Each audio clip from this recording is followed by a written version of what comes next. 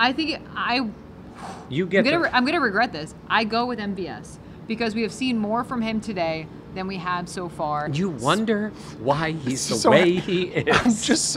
I'm just so happy. Like to thank the Academy. You're an enabler. I'm just so happy. People don't think we're friends. We're actually like best friends. Like we're best friends. But most of the time, people are like, Jenna hates Dan. How does she put up with? Well, usually both. That's what it says. That is a fair and valid question. Yes.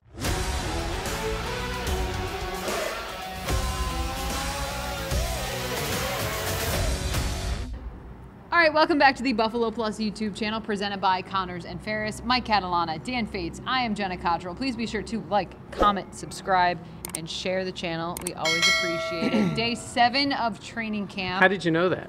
Because I had to ask right before we started taping this. Okay. Brains are mush. It's hot. Yeah. Very hot. It's hot. But first, let's talk about the injuries. Today we got an update on Cole Bishop, Mike Edwards out. What did Bobby Babich have to say about the safety position? And first, Cole Bishop, what's the timeline, you think? Week to week. Yes. Okay. So we got 2 guys that are week to week in the safety position. Yeah. Not great. Cole Bishop, it's a shoulder injury, according to the team. He wasn't in a sling today. Saw him walk past. He was just in the the jersey. But again, it's a setback for a rookie who was trending in the right direction here at camp. It's a setback. Bobby Babich was asked about, what do you do now with the fact that you lost Mike Edwards a few days ago? Now you have Cole Bishop out. This is what he had to say. This is the NFL. This is the NFL, and next man up. That's what it is. I learned a long time ago, and specifically here in Buffalo, when I was coaching the safeties, things like this happened all the time. You guys might not remember, but guys would be in, guys would be out. It's what it is. Next guy in. That's why we get paid to have the guys. It's a lot easier to coach guys that are veterans and have kind of established themselves and have a lot of reps. And Sean said it before that, like, we're going to take great pride in really weighing ourselves as coaches on the development of the guys with less repetitions or the opportunity for a backup to come in and play when things like this happens and play at a high level. And that's what our jobs are as coaches. So no panic, no nothing, next guy up, and we'll move forward. Whoever's available on the days we practice, we won't flinch. There's been one position that I've always been confident in, if the Bills can figure it out, and it's been safety position. I didn't think it would be necessarily because of injuries, but this is a team and a defensive coaching staff that has known how to handle. For all of the continuity that Poyer and Hyde have been, there have been times when guys have missed games, and they have been able to plug those gaps for the short time. I hear that, and also how much do you think of a concern it is in your mind, because Mike Edwards limited in the spring, it didn't really play at all. Then now in camp, having a rookie not be able to be out there, do you think, okay, this is a concern, or have you seen enough level of play from Taylor Rapp and DeMar Hamlin that you're like, I think the Bills will be okay? Well, I think they're okay with 2 safeties on the field, right? These are the guys you're counting on. Different kind of concern with both players. Mike Edwards has not been in this system. He's a vet. He's been around. He can figure it out. He's played in the NFL. It's a little different with Bishop, right? This is the time when he would really be learning exponentially each practice. He's never done this before. Preseason means something to him. So hopefully it's that week to week. Hopefully it's the couple of weeks, not 5 weeks, and when he gets out there, because it's very difficult to make up this time once you get to the season. Meaning, if he hasn't gotten those reps, where are they coming from? I know he had the spring, and you can say all that, but that's why I think it's different for these 2 players, because of the experience that Edwards does have. Yeah. Micah Hyde's on speed dial. Yeah. Yeah, I think going into the season, I was like, we'll see, we'll wait. Same. But with the injuries and that comfort level he has with the Bills defense, yeah. I think we talked one of the podcasts we did before about the level of where do you think he's coming back, and we were all like 2 or 3. I'm at 7. That Micah Hyde comes back and just doesn't want to come to camp. Our good friend Brandon Bean, it's kind of like, hey, Micah, just seeing how you're doing. Yeah, no, nothing in particular, just checking in. Family's good. Yeah. You just get in touch with us whenever you want. How's that call sound? Does that sound pretty good? That sounds pretty accurate. Sorry, Brandon, if that was my sort of impersonation of you. If you want to see the real Brandon Bean, Buffalo Plus YouTube Go to channel. the patio. That's right. That's Bean right. asked how the podcast went today. I know. Oh, that's sweet. It's going well. Yeah. He wants to know his numbers. Numbers are good, Brandon. They're Yeah. good, so don't worry. Algorithm likes it. In terms of Micah, whatever his plan is, and if it's, I mean, listen, his plan could be, I'm finished. Like, we don't know that for sure. But whatever his plan is, it probably did not include training camp at St. John Fisher. 100%. Which, on his end, totally reasonable. Right. I totally get that. Yeah. So I think he was probably expecting that call to come in during the regular season as opposed to maybe now being like, training camp, where are we at, that type of thing. So it makes sense on his end. But I agree. I think Bobby Babbage's comment of, don't blink, you got to keep on going, that can be true. And also, there could be the fact of there's not a lot of depth behind the guys. They brought a couple of veteran, I guess you'd say, safeties in. Yeah. Because you need bodies. You need guys to play right now. I have been impressed, though, with this camp with DeMar Hamlin. I feel like he has continued to make plays that, again, I don't know if, oh my God, I just said again, damn it. It's good stuff. Yeah. I think DeMar, my expectation for him going into the season was, had a nice spring. We'll see what camp looks like. Yeah. But he has continued to impress me throughout camp. Just like what Taryn said when Mike and I talked to him. He looks like a guy that knows the defense. Yeah. Had a pass breakup earlier today, a ball over the middle. I can't remember who it was to. I think it was Shavers. Broke it up. Again, he's just a guy that's in the right spot at the right time. There's no question. There's other guys that have been in the right spot. I saw Kyer Elam twice today make big plays. I'm telling you, that Three. is... He had another one at the end. That's a different football player out Agreed. there on the field. Number He's got 5. It's the number 5. That's what he said to us. I've been 5 my whole life. You watch him, and he says his confidence never wavered. He's got extra confidence now. You know what I have noticed, too, is after he makes those big plays, how involved his teammates are Yeah, and they're just pulling for him. and just hyping him up, and that can go such a long way. You talk about his confidence, he said, never wavered. It'd be hard not for it to. But to see how much the team is also invested, that's important. I do want to put in perspective. He hasn't been better than Benford. He hasn't been better than Douglas. Yeah. It is just really nice to have that depth at corner. Even if, again, I know you want to say, I'm sure Bean didn't draft Kyer hoping he'd be a third corner and a depth piece, but that's what the team needs right now. Yep. Because of the other two guys have stepped up. So I keep thinking about, man, Kyer keeps making these plays. He did get beat on Shavers on a red zone one. Yes.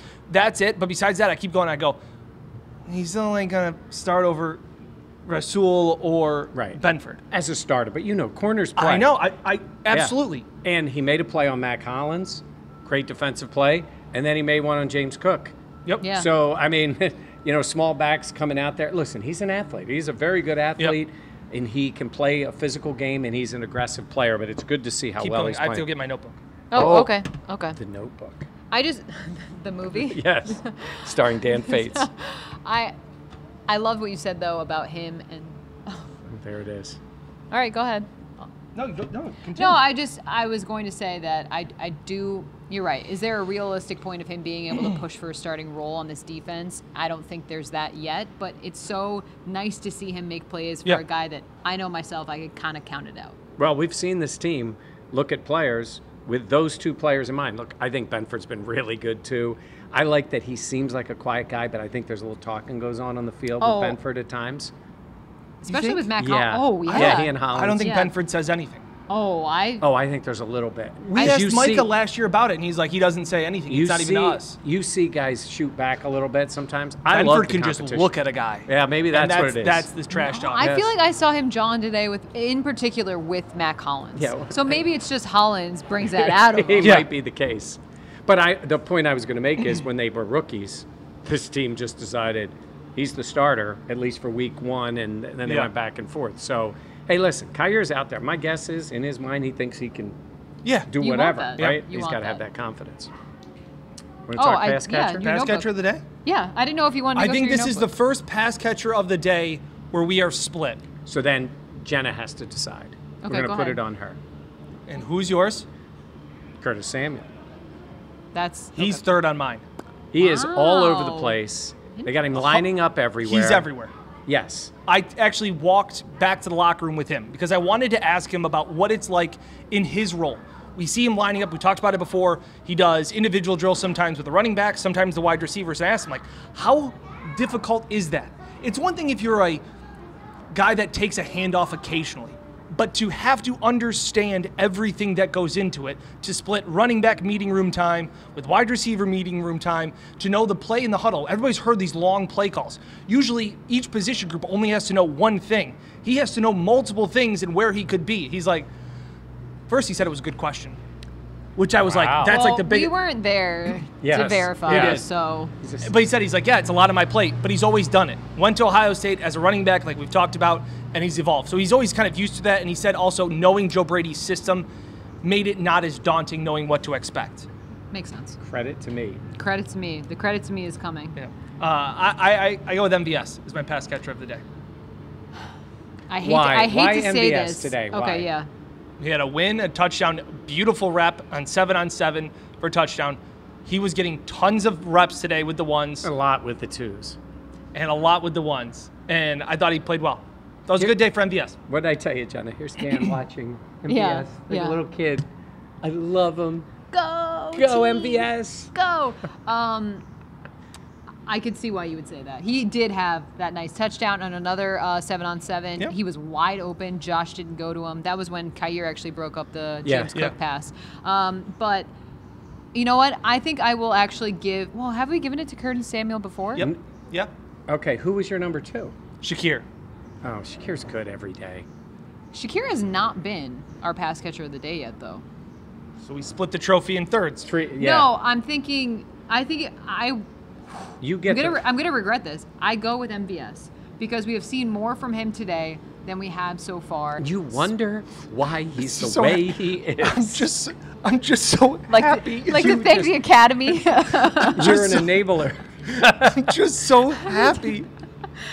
People don't think we're friends. We're actually like best friends. Like we're best friends.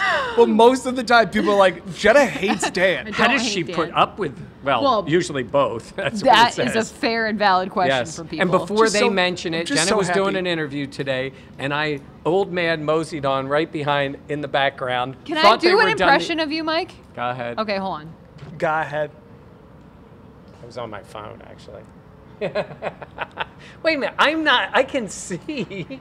What am I, lost in the desert? I was clearly doing an interview. Yeah. I don't know how I could express more. I was doing an interview, and then I just see Mike moseying in the back. I just was cruising in the background.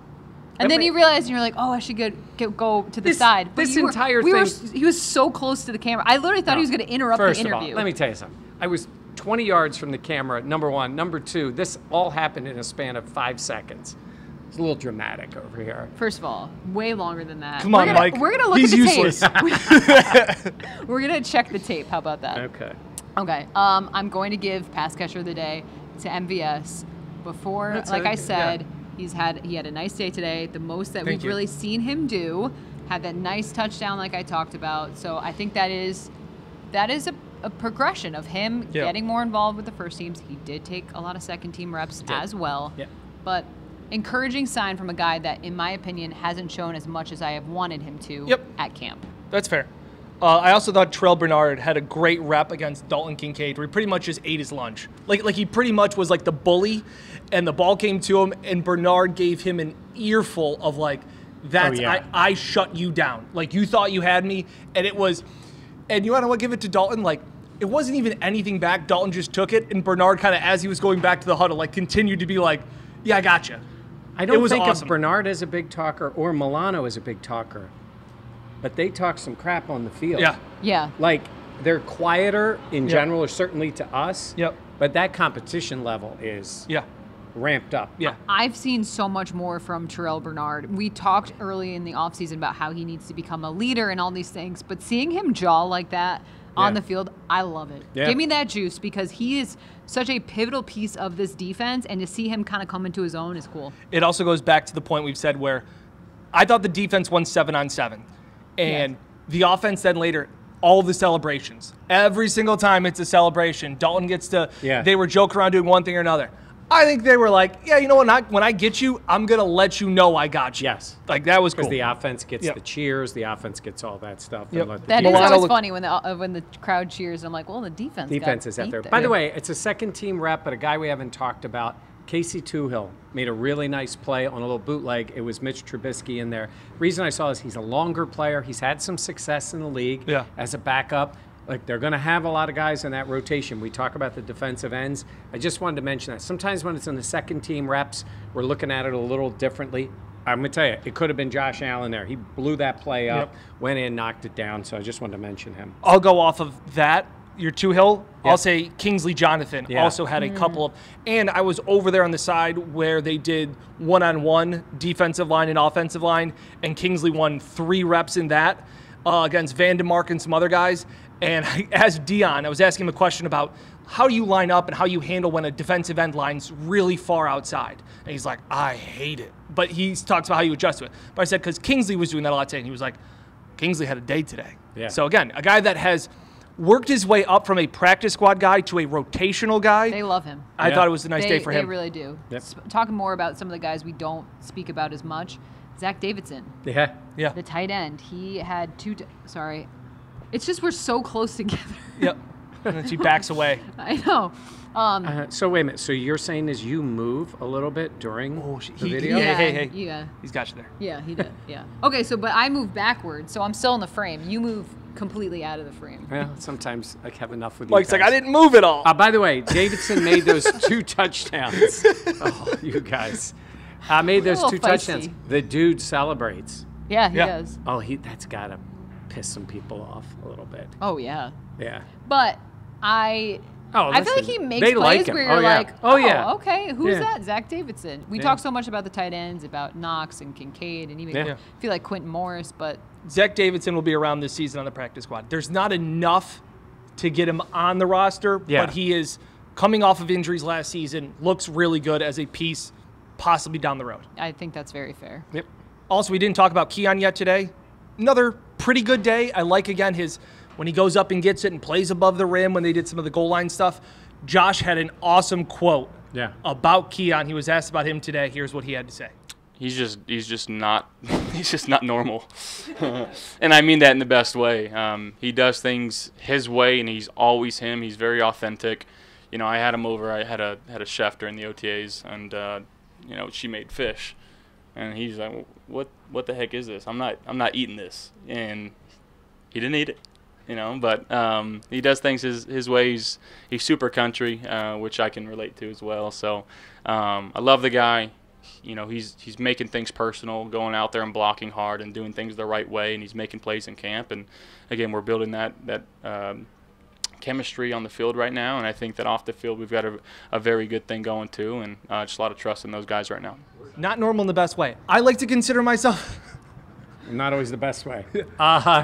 Rasul Douglas over the top. Josh, beautiful throw on an out route. I'm pointing to where it was on the field. It looked like I'm looking right at the place that it was. The field is right there. Yeah, the camera can't see that. I know. I'm referencing it for the people at home. Okay. Right there. Beautiful throw over the top. It appeared that they called a penalty. It was offensive pass interference on Coleman. Didn't like the call.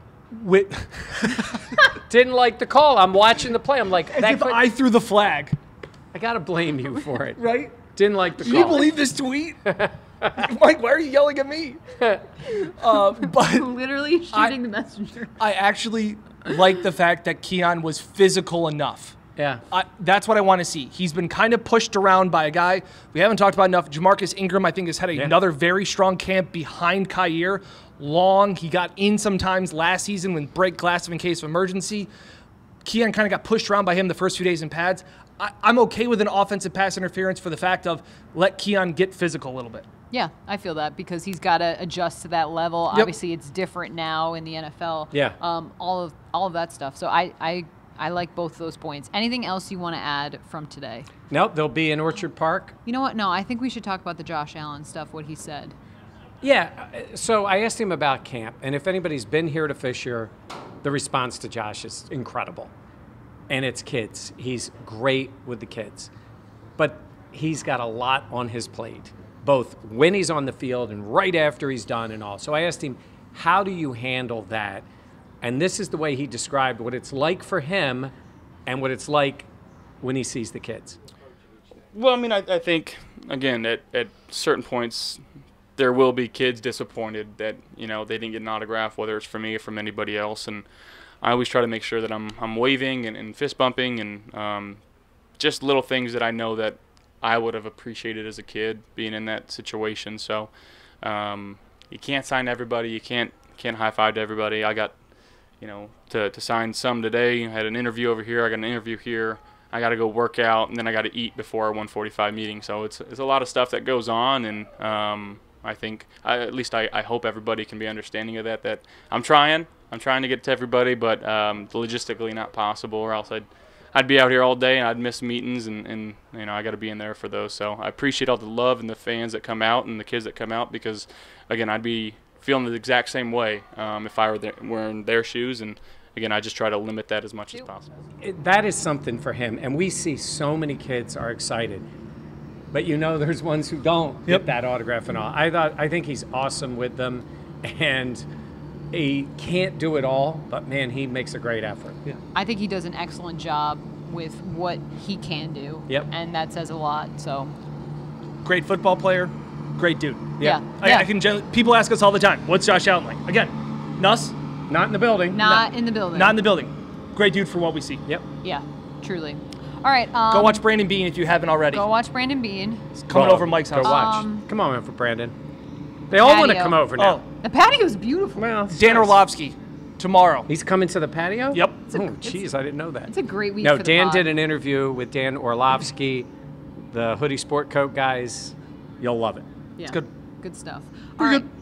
All right. For Mike Catalana and Dan Fates, I am Jenna Cottrell. Thank you for watching. Please be sure to like, comment, subscribe, and share. Dan is not normal in a weird way. We'll catch you next time here. Thanks, guys.